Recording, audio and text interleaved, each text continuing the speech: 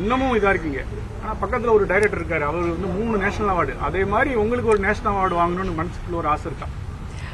இருக்கு, கண்டிப்பா வரும். I have a not giving up spirit. So கண்டிப்பா வரும். உங்களை மாதிரி வந்து 30 வருஷம் வந்து திரைத்துறையில வெற்றி அடையணும்னா இப்ப வர கதாநாயகிகள் எதுல வந்து கான்சென்ட்ரேட் பண்ணணும், கதை தேர்வு எப்படி பண்ணணும்னு? கதை தான் மெயின்.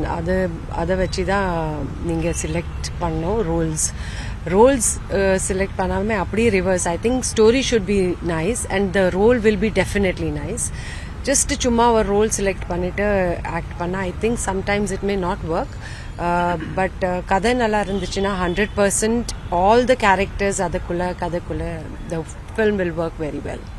சமீபத்தில் நீங்கள் சொல்லியிருந்தீங்க, ஒரு நடிகையை நடிக்கிறது மட்டும் மேட்டர் இல்லை, அவங்களோட கதாபாத்திரம் என்ன, அந்த கதாபாத்திரத்துக்கு எப்படி உயிர் கொடுக்குறோம் அப்படிங்கிறதா நடிப்பு. அதை நீங்கள் எப்படி பார்க்குறீங்க மேம்? ஒரு நடிகர்னா எந்த ஒரு நடிப்பையும் ஒரு கதாபாத்திரத்தையும் எப்படி ஏற்று நடிக்கணும்னு நீங்கள் நினைக்கிறீங்க? அது ஃபுல் 100% கொடுக்கணும். ஃபர்ஸ்ட் நீங்கள் கதை கேட்டு அதை கதாபாத்திரங்கள் எக்ஸெப்ட் பண்ணுறீங்க. ஸோ அதை எக்ஸெப்ட் பண்ணுறதுக்கு காரணமே நீங்கள் 100% கொடுக்குறது தான் நீங்கள் எக்ஸெப்ட் பண்ணியிருக்கீங்க. ஸோ ஐ திங்க் அது ஒரு ஆப்பர்ச்சுனிட்டி இருக்குது to show your potential to your audience, to your fans. So I think you should just give your 100% when you select your roles, your films. Ma'am, இப்போதைக்கு big budget படங்களை விட நல்ல கதை இருக்கிற படங்களுக்கு வந்து அதிக வரவேற்பு இருக்குது. ஆமாம். ஆனால் வந்துட்டு என்னதான் பெரிய ஹீரோஸாக இருந்தாலும் இல்லை வந்து பெரிய முதலீடு பண்ண படங்களாக இருந்தாலும் அது வந்து பெரிய வரவேற்பு பெறாமல் இது எப்படி பார்க்குறீங்க? வேரியேஷன் ஆடியன்ஸ் எப்படி இதை வந்து கம்பேர் பண்ணி? சின்ன பட்ஜெட் படம்னா ஃப்ரீ மைண்டில் நீங்கள் பண்ண முடியும்.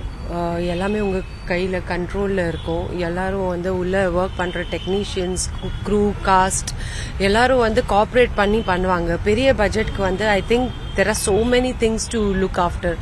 நிறைய பட்ஜெட்ஸ் இருக்கும். ஒரு சாங்கு பெரிய பட்ஜெட் இருக்கும், செட்டுக்கு பெரிய பட்ஜெட் இருக்கும். And so I feel that you know அந்த கார்பரேஷன், அந்த கார்பரேட் எல்லாரும் பண்ணுறாங்க இல்லையா அந்த சின்ன பட்ஜெட்க்கு. I think that is the main reason the films R